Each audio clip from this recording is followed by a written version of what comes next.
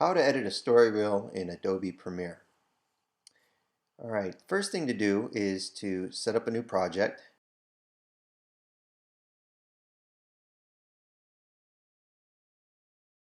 And give it a name within our naming convention.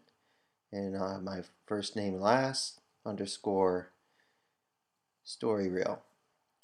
Once you do that, you hit OK, and here you have the normal setup for Premiere.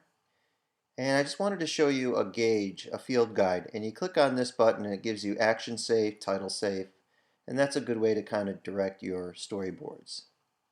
Also, go under your preferences and under general you can check your stills, and I usually like to change my stills from 10 frames to 20, so that means when you import your files 20 frames is a good kind of general time slot. But you can tweak it any way you want, but I hit 20 as a default. That way my clips come in at a reasonably timed editable format. Then we import, and I either Apple I or just go under the menu there, and you import your storyboard files. Now if you saved them in the proper format, 150 dpi, this sequence should be able to be nicely translated into our field. And I import my sequence, and since there's two panels to one page, when you drag it over into the timeline, I will expand it here, you'll see that you'll have to shift it over to frame it appropriately. So I just select it in the window and I frame it up the first frame, and then that looks roughly clear within our field guide. So once I do that, and I make sure my scene, my panel numbers are in the frame, that's really important so that you can get feedback. I just copy that clip and paste it just so I can have the second panel appropriately framed in this shot. So for each page you'll probably have two panels, and so I copy and paste, and then I just simply drag that second panel over, and now I have my two panels side by side, and they work pretty well. Since they're two different shots, they're going to have two different compositions, but now I just drag in my other files and I do the same thing. Drag the first panel in, fit it within the framing, and it looks pretty good. And copy and paste the second one, drag that over, and I'll do that for the rest of my pages. And now you can start seeing a progression of shots and panels and performance. But you just have to do that with the rest of them, and as your story reel gets more involved, you'll have more panels to do. Now I import my audio, and however you record your audio is however you need to do it, but I save it as a WAV or AIF file, and that's simply then dragging the clip into the audio file track, and it should scrub, and then you can cut the clips into sound bites or however you want to do it. And I start to then look at my boards and then identify what panel has the appropriate dialogue. Or if you have an audio clip, just a score, a music piece, what are you doing? It's the same concept, just sliding it and placing it in the right, under the right panel. So now I start to time out some of the clips. Some of the clips are not timed out perfect. They're just standard clips. What are you? And then I'll just expand the timeline, select my clips, then move them, and then simply just dragging the corner of it and sliding it over prolongs the clip, makes it longer in duration. Junior, what are you doing? And then that allows me to then take another audio clip and space it to the next series of shots. And you tweak it and adjust it and refine it to get the timing just right. Junior, what are you doing? Keep up. And then adjusting a little more, playing it and seeing where the timing's right. Keep up. So that's where you're at, and that's where you start to adjust the timing. Junior, what are you doing? Keep up.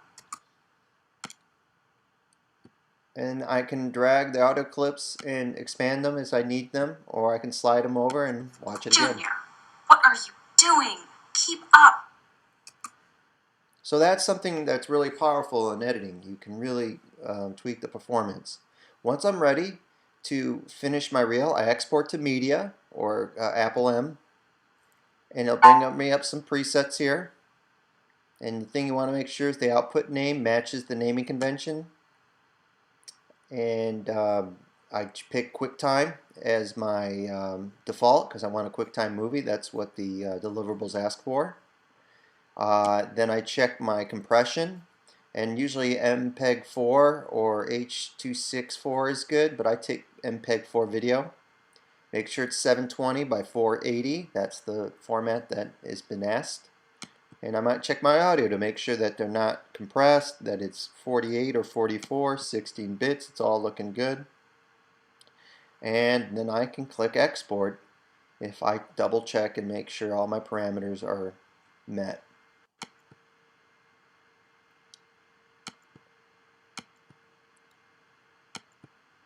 And then it takes however long it needs to take, and once it's done rendering, I am now ready to export to web with QuickTime.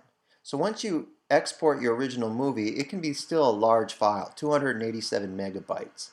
Well, I open up that QuickTime, and under the QuickTime parameters, there's a great compression called Export To, and I put Export to Web under that menu.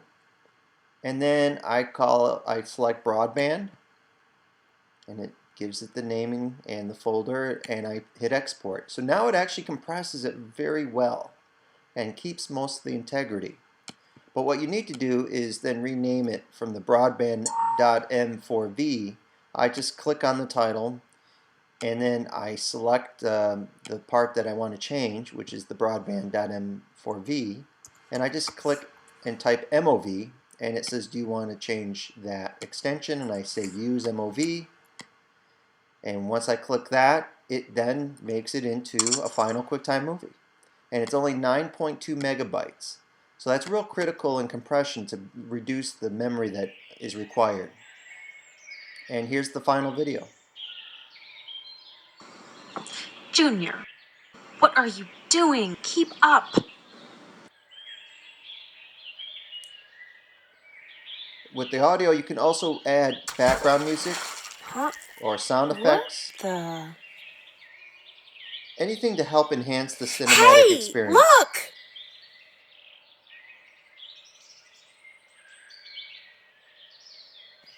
What is it? I don't see anything.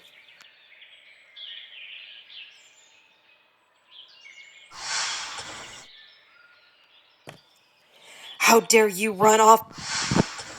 Young man, you get back here right now.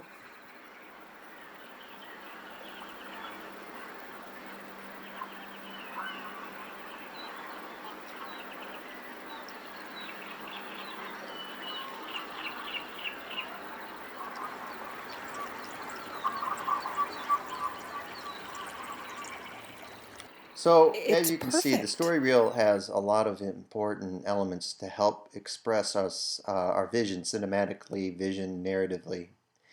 It's the timing, the pacing that's real critical, but the performance, the poses help express the action, as well as the audio that you can accompany with sound effects, strong dialogue, or just a nice score will help accentuate the work.